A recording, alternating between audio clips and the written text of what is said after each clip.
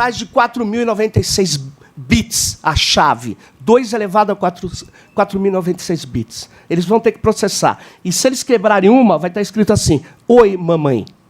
Então é o seguinte, dê prejuízo à NSA. Os coletivos que estão fazendo isso no mundo inteiro, CryptoRaves, CryptoParties, têm as resistências que eu, infelizmente, não pude trilhar por causa do tempo. Eu me atrapalhei na primeira parte da minha exposição, mas eu acho que o que você falou, só corrigindo, não é de valores humanos. Eu falei de privacy by design. Eu falei incorporar nos projetos, nas concepções, e, muitas vezes, desenhar algoritmos preditivos que tenham um tipo de proteção contra isso, o que é muito difícil de fazer, eu concordo plenamente com você.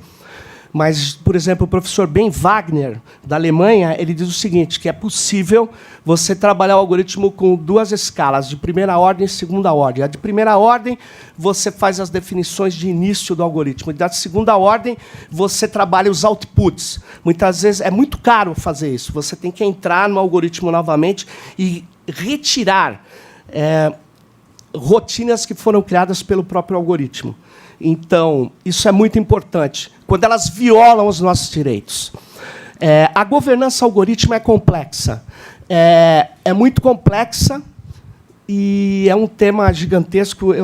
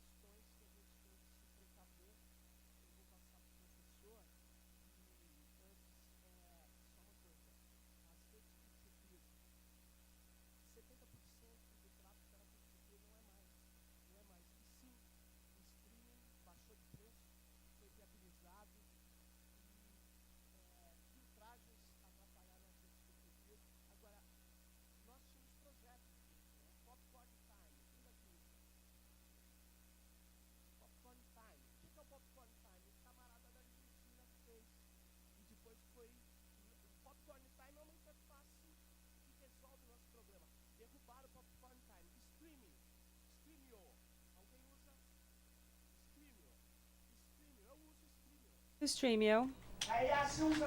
Do you use Netflix? Yes, I do, because it's really cheap. That is why they are. And what I said about the networks supports the coherence of Facebook, which we install it to find out, to know more about it, and at the same time, this is what happens with the streaming tools. Jeff Gardens from CUNY, City University of New York, he says it is a fair exchange that the common user does when he lets go or waives his privacy rights. And I don't agree with this. And that's his interpretation. And one thing I would like to add to what you have just said about diaspora is that it's not a failure, it is a market failure. But we don't understand that we need a huge public or an audience to meet our targets. The thing is that we should have an alternative to a closed network which sells our souls. What does Facebook sell? They sell samples. They sell real-time samples of all of us. But I think the diaspora guy died in mysterious conditions. I think we weren't able to encourage people to use it. I will speak more of the pedagogy next time.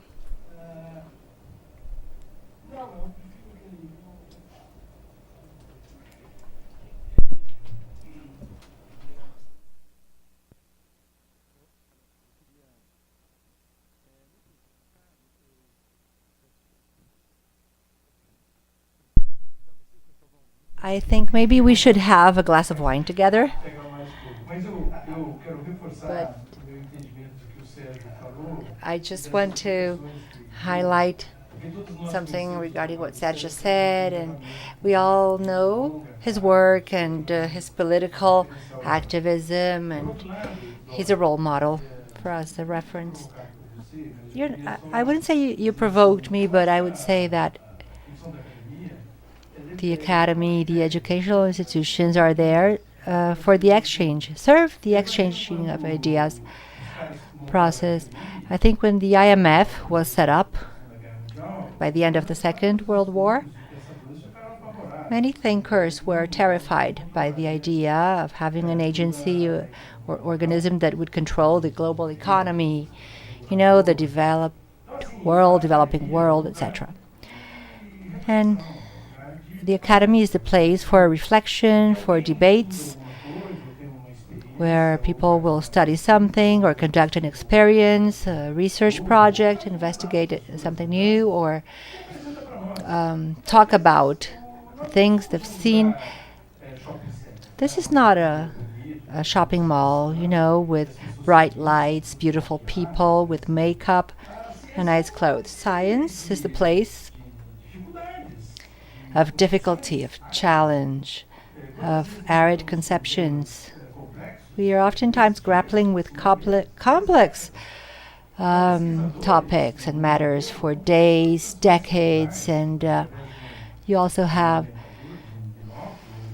for example, binoculars that are used to analyze a phenomenon, spiders. Someone found these days what insect had some element on the wing. Oh, the butterfly. Why doesn't it get wet in the rain? A scientist found out. Well, because it actually secretes a product that makes it impermeable, waterproof. So a scientist's life is not always glamorous, easy, and by and large, in humanities, we come across unsurpassable walls, unsurpassable barriers, because there are things that are intangible, that cannot be explained, that are unknown, and that are forbidden. The guy I mentioned from Multiverses is a North American researcher who, back in the 50s, was execrated. It was a terrible thing for him. There was nothing he could do. Tesla, well, the same happened to Tesla. Tesla, I bought his biography, and he was this great scientist who designed amazing avant-garde things and who died poor, whom no one valued. He died alone in a hotel room in New York. What I am saying is that science isn't always easy, and I was also asking myself, well, are we all going to go nude? I found this place in Santa Catarina State in Florianopolis. They have this erudite academy. I saw the Hamish. And they have this specific place for scholars, exclusive for scholars. They would never sit here to engage in a discussion about cyberculture, but regardless of these hubs of resistance or these hubs of independent life, humankind is eager for knowledge. So we're talking about the major corporations and all that Sergio talked about. These are not new to us. You all watched Zeitgeist, right? Didn't you? Does it mean anything to you? Professor Isadora certainly watched it. Is it possible to actually not have a crate of wine by the end of the first chapter? You're totally shattered when you realize how the global economy works, how Americans print money. The Fed is not controlled by the government, and you have the tycoons and Hildeberg, meeting where Brzezinski and Kissinger convened in Austria. A private airport, no access to the media. So what are the decisions they're making? They're making decisions about the destiny of humankind, the future of humankind. They're controlling the diamond mines in South Africa, the exploitation of water in the US, in the Middle East, Israel, what Israel did with the Jordan. You have geopolitical issues and people who are actually thinking about all of these issues. And Sergio, of course, he presented things that are hard for us to accept, but it will only encourage us to have more wine, to drink more wine. I know I don't have to actually speak up for him, but let me, use my time since no one is actually cutting me short.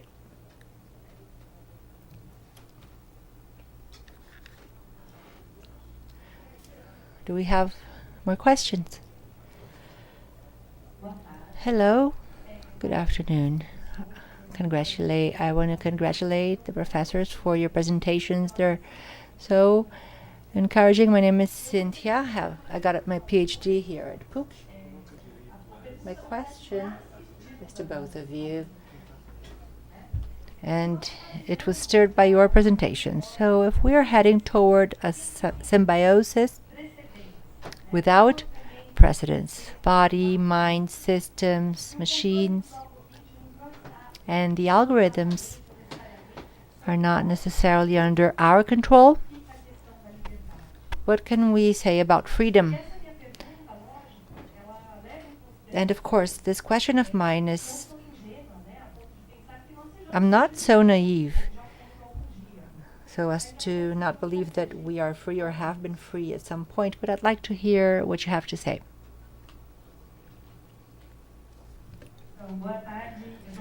Hello, I'm Florencia from Argentina. So I have this beautiful accent. Pardon my accent. And actually I relate to all that Sergio said. I'm a student at UFBA. I'm also a journalist. I work with technologies under the gender perspective. I live in Argentina, where we had the Media Act that was vetoed recently, and we all had this major discussion about who owns the media. I think this is a pending discussion in Brazil. And digital support, I also asked, who owns the media? What are they doing with the data? How are they using our data? This is key. Professor Sebastian said this is about critical thinking. We are in the university to think critically, to question things. And I also think it's important to think that algorithms have an ideology. They are created by corporations. These enterprises have a goal, which is to sell more and more. We advocate for women's rights, so we're going to use Facebook. We all know about their misogynist policies towards social movements. So this meeting brings in gender, feminism, all of these topics, and we have to question the tools we're using in our activism, the hackers' activism, the technology and feminist movements. Mark Zuckerberg created Facebook to take revenge on his girlfriend, to get back at his girlfriend, and platform policies censor a lot of content that we post, that we share. And I just wanted to say that these are free services, but we are the product. That is, we're up for sale, we're being sold. Our data is being sold and we are not aware, there's no transparency whatsoever.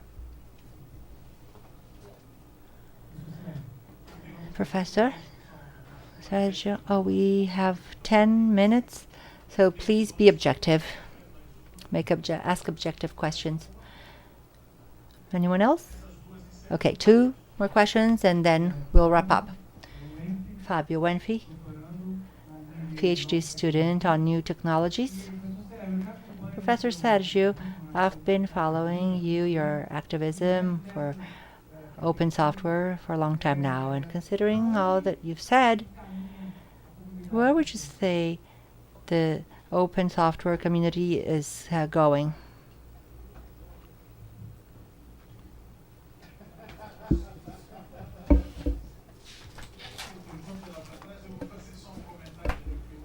I'd like to make a comment, if I may. And Professor Sergio Mateo.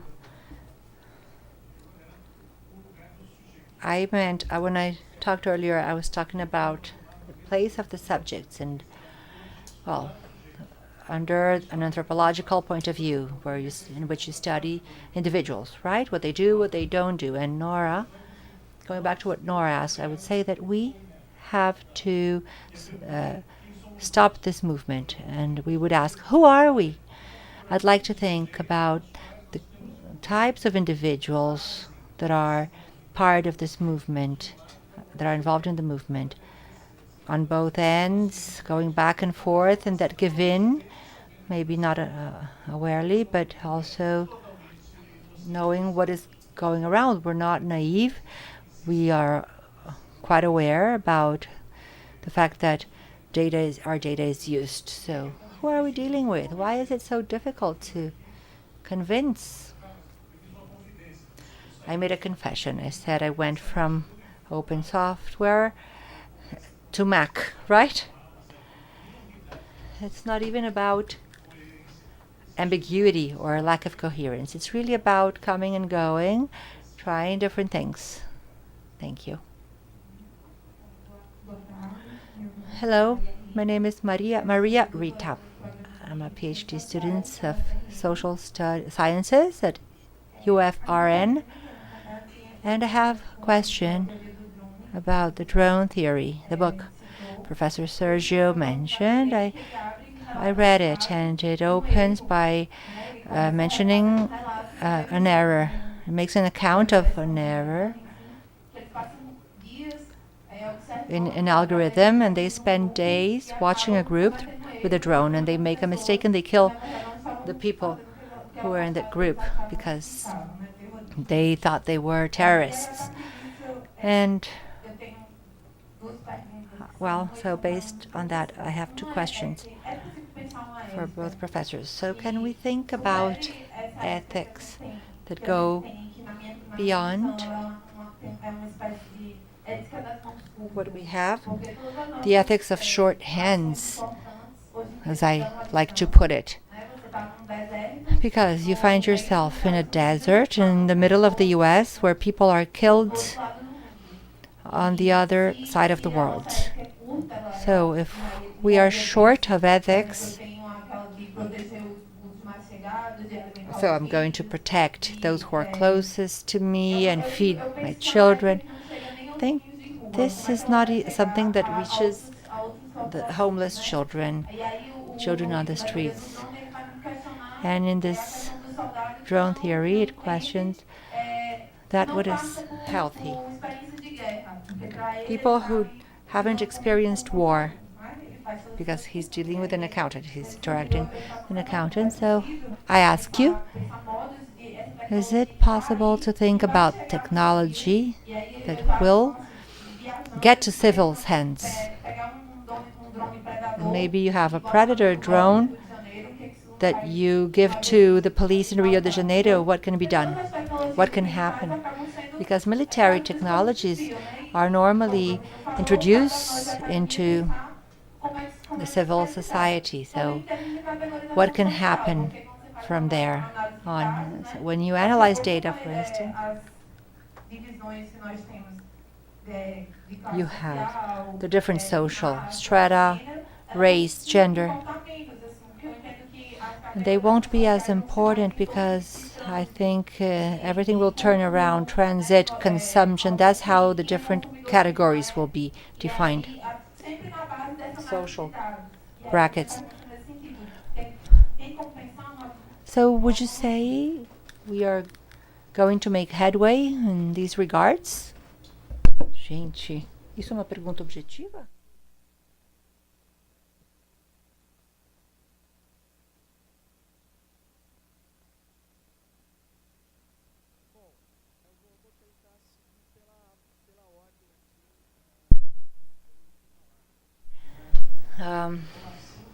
of the questions that were asked. Cynthia, there are several hybrid symbiotic technologies, and we have all been familiar with the cyborg for quite some time now.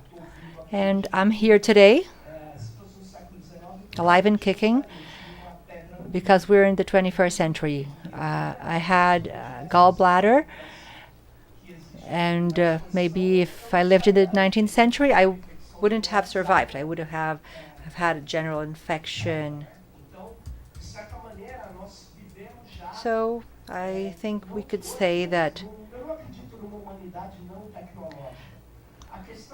well, I'm not saying that I don't believe in a technological humanity. What are the technologies that we're using? Who controls them? I had gallstones, and I wouldn't have survived in the 19th century. Well, enterprises have always existed. We have to actually put things into perspective. Enterprises exist for 300 years as we know them.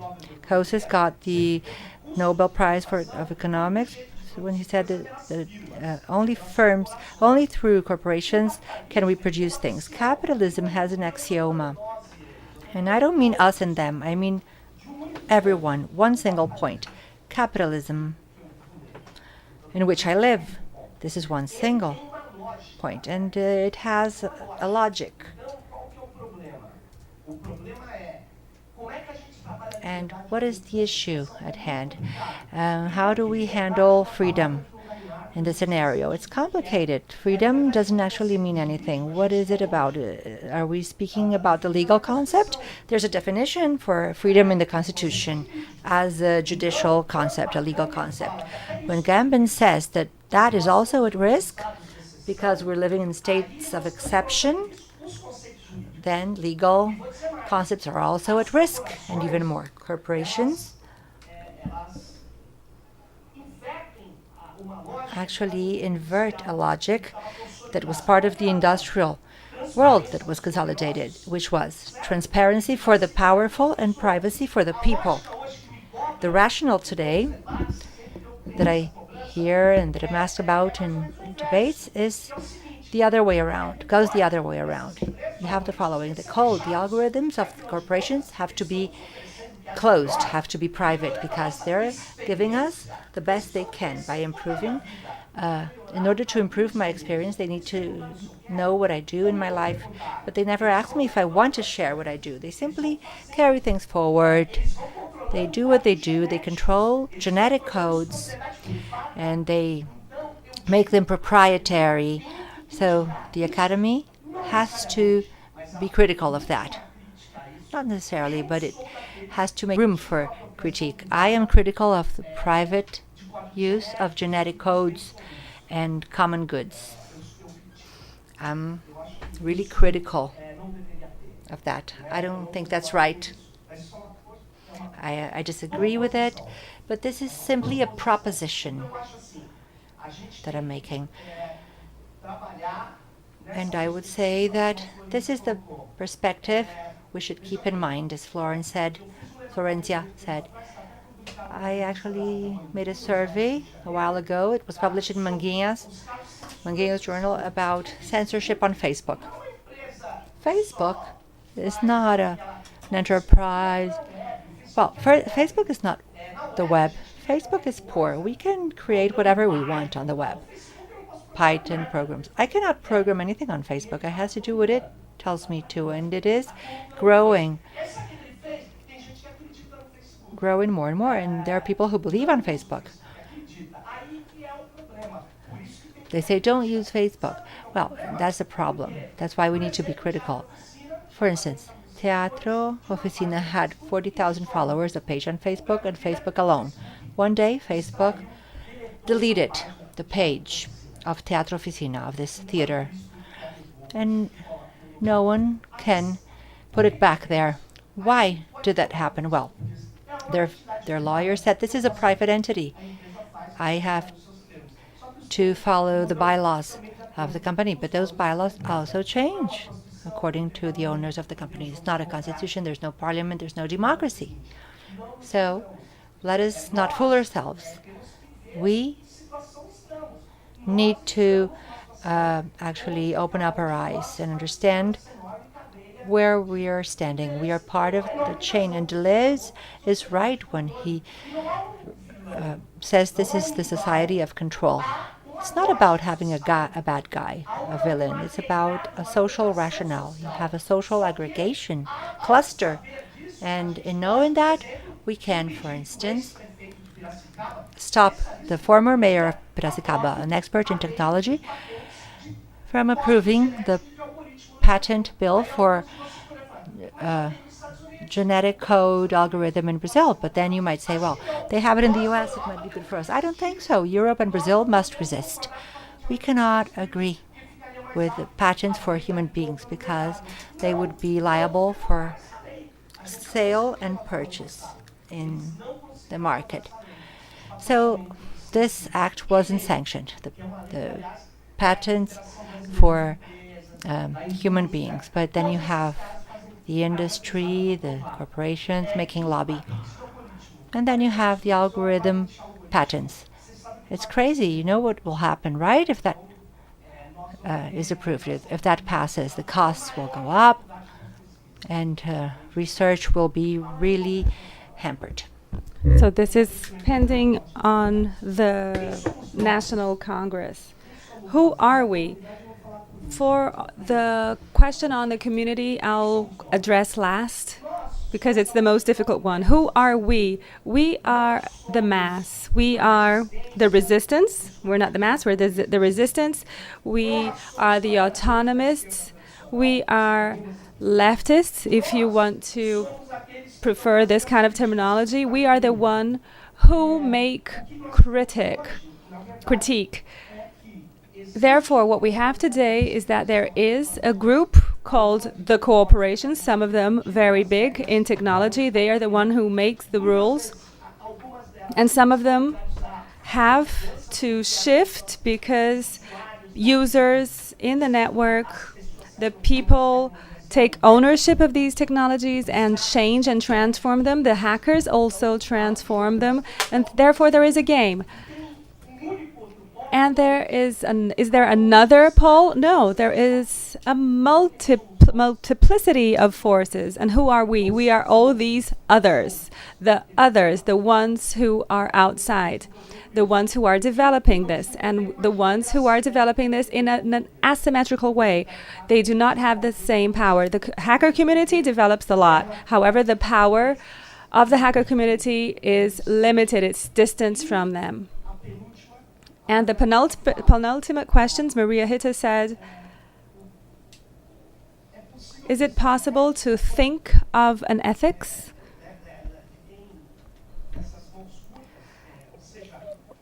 What would the drone bring to the war? The drone changes war. There was an author who assessed and studied deaths. Because soldiers, when came back from the war, death is considered natural. However, if we kill our neighbor, even if he has gone to jail and served his time, he will be questioned by everyone because killing is not unacceptable in society. However, in the war, death is acceptable. What do drones bring?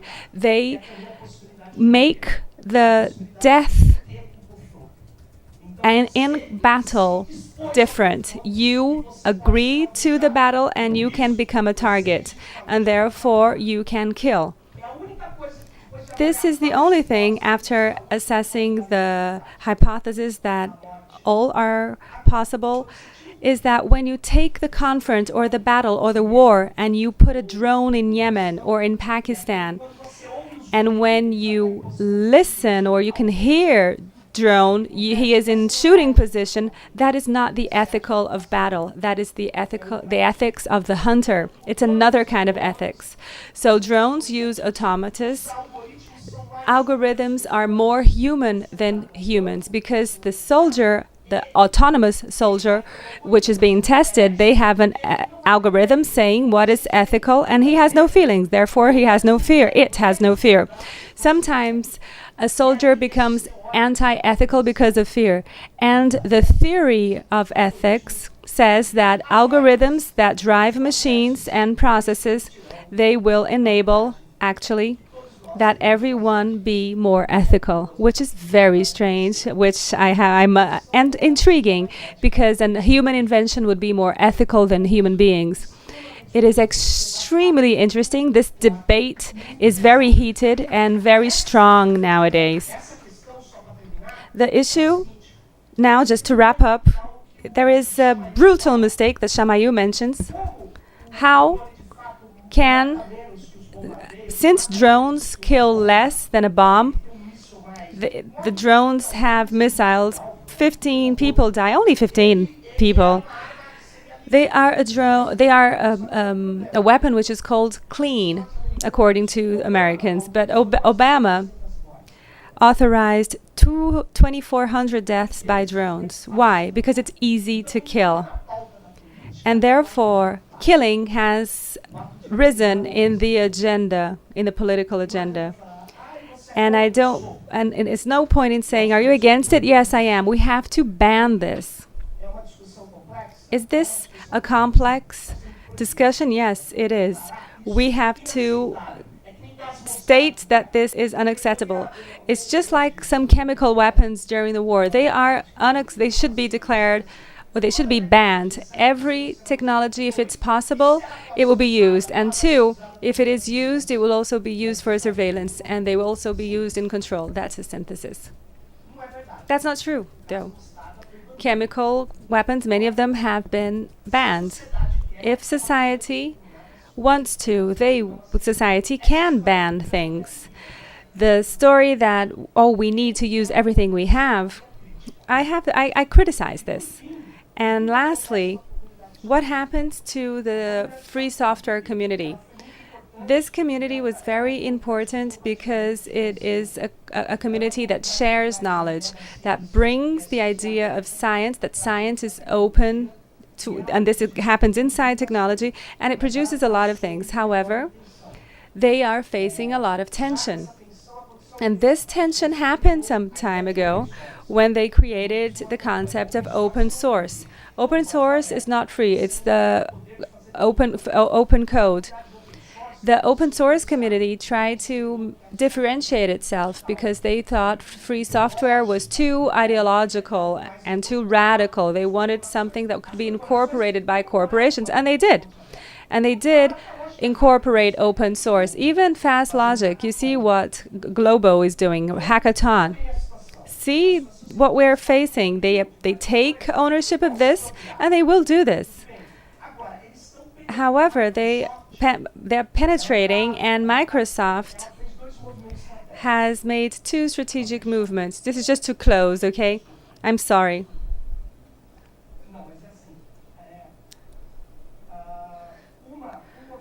One strategic movement was to buy many gaming companies because Microsoft realized they would lose if they didn't. And many people have Windows because they're used to it, of course, but because of games. In Brazil, people who have computers at home, 46% use computers for gaming. It's not a silly thing. If you use this for gaming, you need Windows. Otherwise, you would have to build a bridge, and that's much more complicated. And the other movement was to launch the open sector, and now they are supplying the Linux Foundation. They're funding, and we are fighting major battles. Google has done this to us.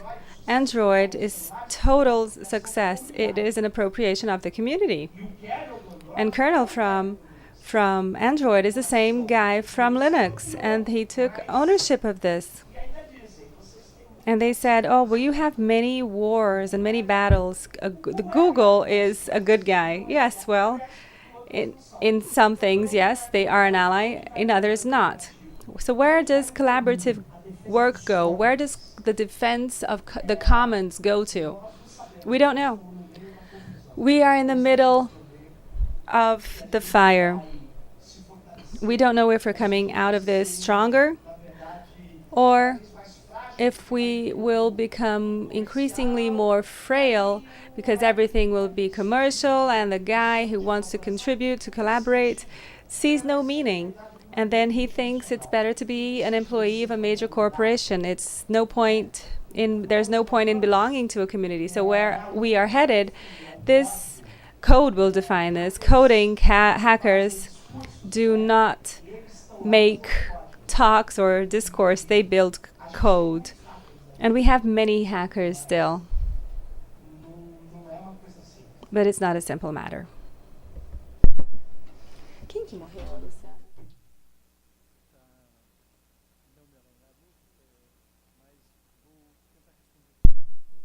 Answer your question, the one in the back, because your provocation is something that really unsettles us ever since we started thinking about science. And your question is based on the philosophy of technology, but the philosophy of technology in society. The dilemma of the soldier in the desert. I saw this video. They do have their existential dilemma, but the soldier believes in that. He needs that job, and he believes in that system. So the worker who is in the production line, he also believes in it. And when Sergio talked, I remembered Oppenheimer and the Manhattan Project. Remember the Manhattan Project, the one that built the atomic bomb?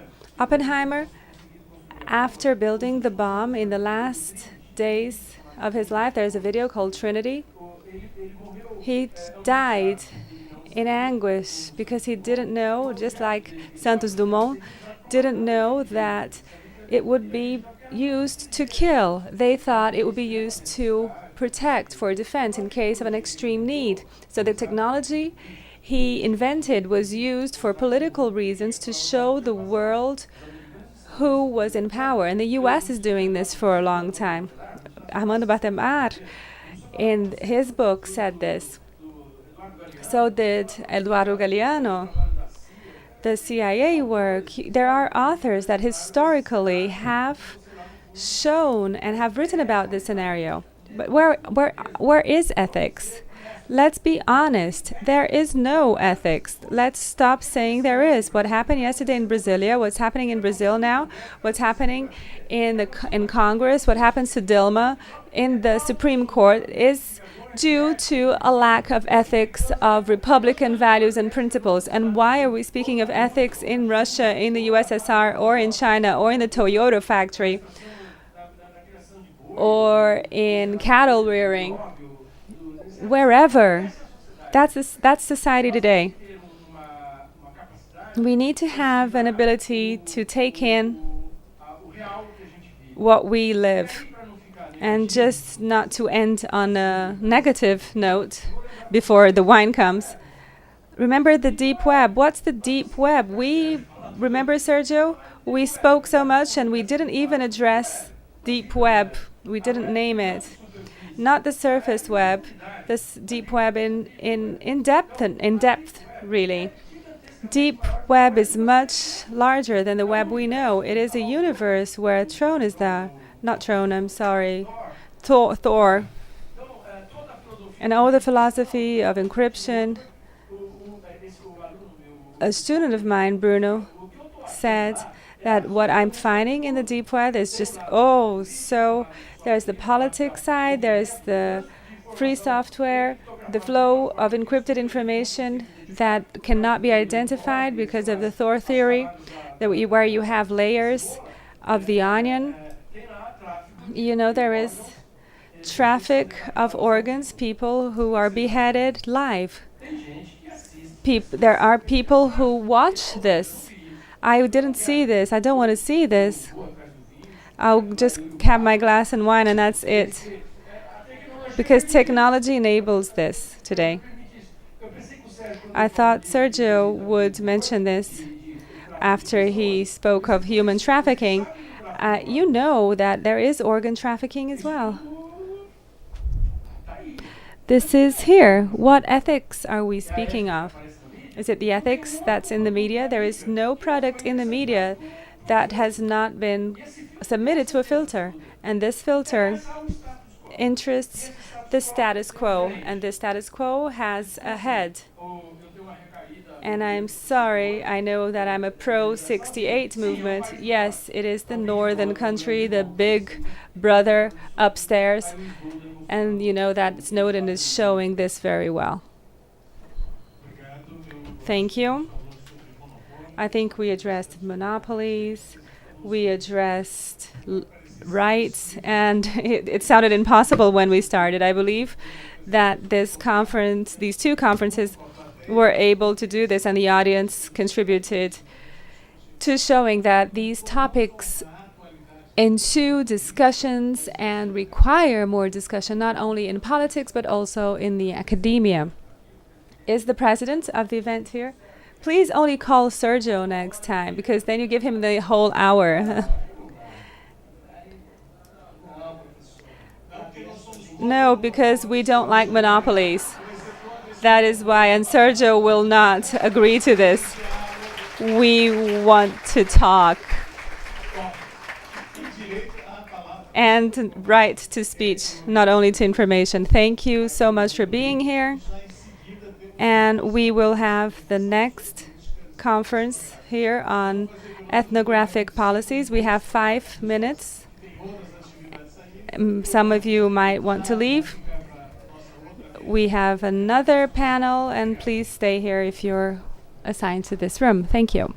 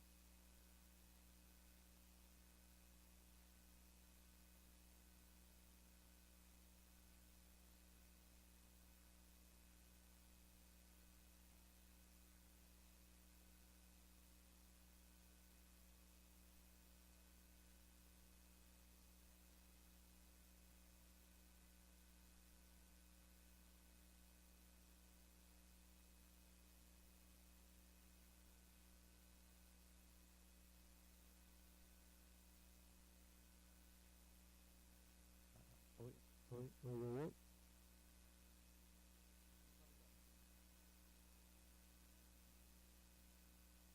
Oi. Não.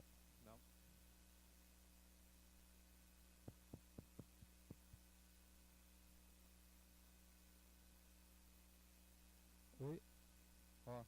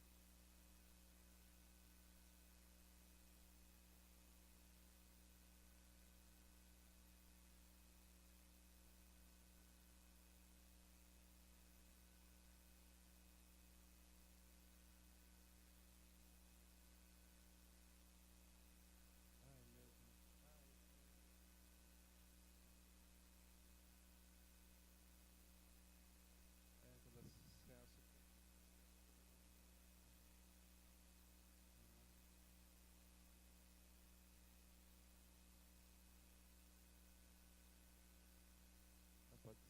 Agora. Bom, então, boa tarde a todas e todos. Nós vamos dar início, então, à mesa coordenada. A mesa se chama Políticas Etnográficas no Campo da Citricultura.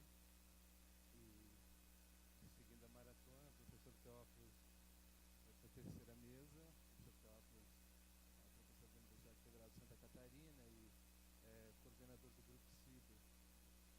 E comigo. Bom, e o professor Ayrton Jungblut é professor do Programa de Pós-Graduação em Ciências Sociais da PUC do Rio Grande do Sul, que já vai falar na sequência. Eu falo depois do professor Ayrton. Eu sou Jean Segata, sou professor do Programa de Pós-Graduação em Antropologia Social da URGS e co-líder, então, do grupo CIBER, com o professor Teófilos. E a ideia dessa mesa, o professor Teófilos já colocou um livro aqui na frente, tem a ver com algumas discussões que trazemos nesse livro, inclusive já alguns desdobramentos dela, e tem como objetivo discutir as práticas, as metodologias da antropologia no e a partir do campo da chamada cibercultura.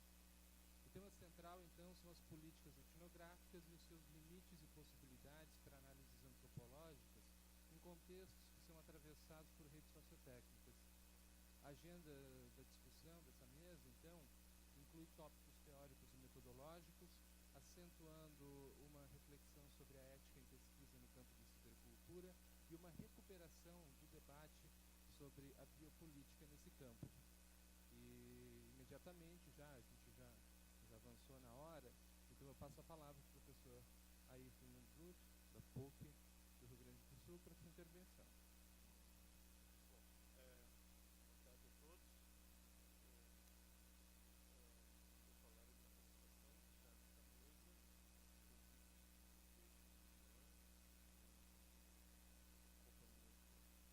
companhia do professor Teófilos, são parceiros, a gente já conversa há muito tempo sobre antropologia no ciberespaço, na internet, antropologia da cibercultura.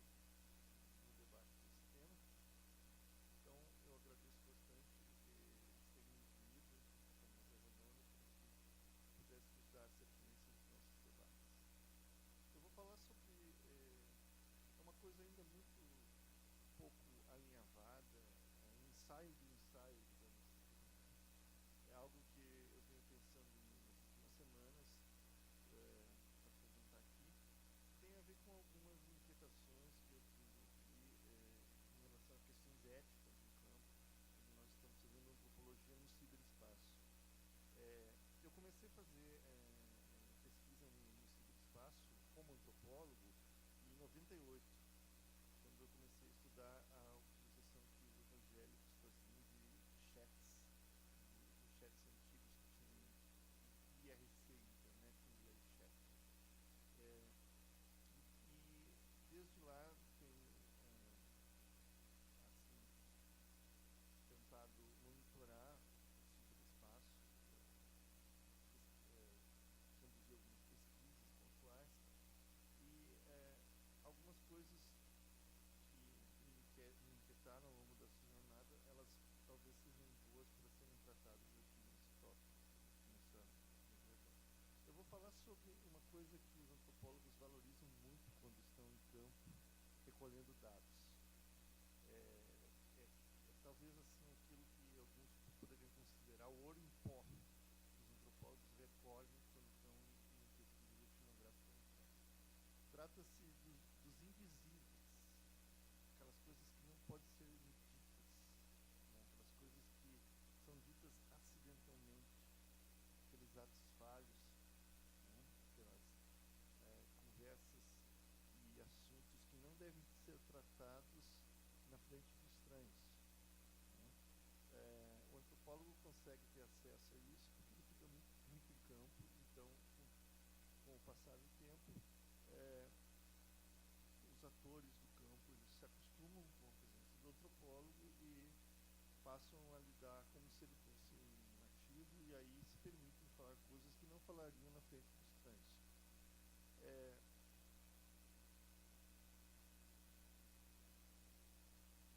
O invisível ele pode assumir vários formatos, né? Ele é o anormal, o vergonhoso, o ilegítimo, aquilo que fere a norma. O invisível é aquilo que não se diz para visitas, aquilo que deve ser mantido em privado. Ele só vem à tona após muita permanência em campo com a confiança dos informantes.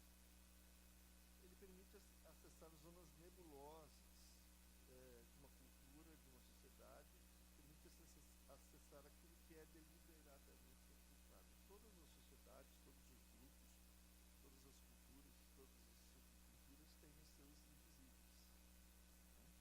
As coisas que são tratadas de forma muito parcimoniosa, de forma muito cuidadosa e que não deve ganhar o palco, né? Deve ficar como algo que circula nos bastidores. Os invisíveis permitem que o pesquisador ingresse mais nas áreas privadas de uma sociedade, de uma cultura, de um grupo. Ele permite compreender as práticas reais, cotidianas, escamoteadas pela norma estruturada pública. Os invisíveis são universais. Toda sociedade ou toda cultura tem seus assuntos tabus, seus assuntos interditados. Eles carregam perigos identitários consigo. Eles comprometem a imagem do grupo, da sociedade, da cultura. Então eles precisam ser mantidos, administrados com muito cuidado. Isso porque eles serão um dado problemático do ponto de vista dos cuidados éticos que devem ser observados na pesquisa antropológica. Lidar com invisíveis é bem mais perigoso do que lidar com todo o resto, porque os invisíveis comprometem. Os invisíveis são informações sensíveis, informações delicadas. Então, se há um momento em que o antropólogo tem que estar plenamente ciente das suas responsabilidades éticas em campo, é quando ele lida com invisíveis. No mundo offline, eles são residuais. Eles não são dominantes, né? São coisas residuais. Eles são compassados pelos visíveis. Os visíveis são as coisas que nos ocupam a maior parte do tempo. São as coisas que nós podemos dizer sem precisar pensar, sem precisar ter cuidados, né? No mundo offline, os invisíveis são controlados, dominados, interditados, desacreditados, isolados. Eles têm espaços próprios para emergir, né? Espaços como conversas privadas, a porta do banheiro, um lugar muito interessante dos invisíveis a aflorar, né? As conversas sombras, as conversas secretas, as conversas muito íntimas, são os locais adequados onde os invisíveis aparecem. Isso no mundo offline. No mundo online acontece uma coisa curiosa, segundo eu tenho observado. Os invisíveis não são mais tão residuais como são no mundo offline. Eles passam a ter uma agência, uma actância, para usar os termos, né, do Bruno Latour, muito mais fortes, uma presença e uma actância muito mais forte. Como que eu tropecei nessa constatação? Relembro um episódio de campo quando eu estudava os evangélicos, né, esses chats, Internet Relay Chat, em 98, e notei que aqueles evangélicos que eram muito ciosos, né, em dar bons testemunhos, em tentar convencer os não evangélicos de que eles eram seres moralmente assim,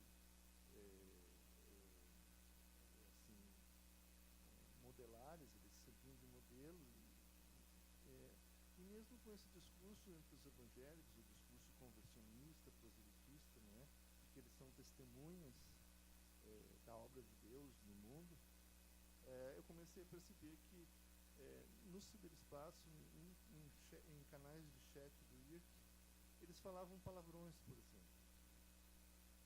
Eles abordavam assuntos sexuais sem muita preocupação em serem observados por estranhos. Eles tramavam ataques hackers a sites pornográficos. Quer dizer, eles sentiam nesses canais de muita vontade para falar o que quisessem, porque não havia indizíveis para eles. Claro, continuavam existindo, mas havia uma certa liberalização, né, de alguns indizíveis que você não encontra isso acontecendo no mundo offline. E dificilmente você vê um evangélico no mundo offline falando palavrão, contando piadas com questão sexual, tramando coisas ilegais, como ataques a sites. Você não vê essas coisas acontecendo assim no mundo offline. No mundo online, esses jovens, a maioria dos jovens, eles se sentiam à vontade para fazer isso. Então isso me mostrou, percebi que os mesmos, né, esses evangélicos, mesmo os mais tímidos e constrangidos atores que ali estavam, se atiravam com prazer ao absorvente esporte de deixar os invisíveis aflorar livremente.